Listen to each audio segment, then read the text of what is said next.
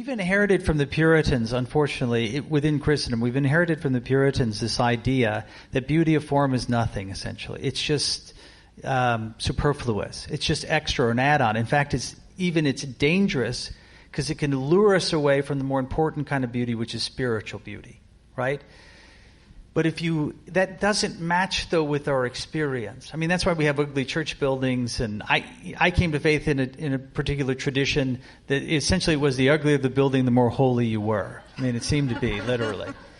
But that doesn't match with our experience of just creation, right? There seems to be a principle of superabundance.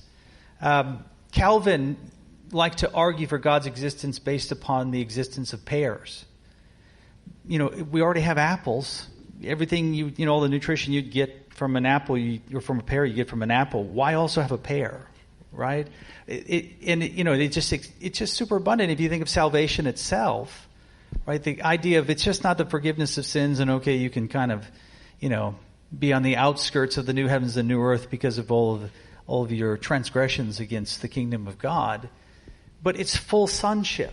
Right? It's like the parable of the prodigal son, where the son returns and the father runs out to him and he embraces him and puts the best cloak on him and puts a ring on his finger.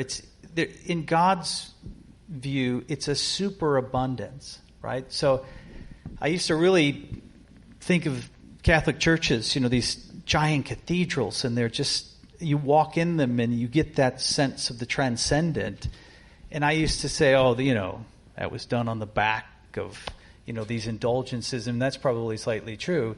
But the more I looked into it, I realized these were entire communities that spent their whole lives pouring themselves into this building because they did it as a way of trying to, create essentially this giant icon, this giant space that would help people come to know the transcendent.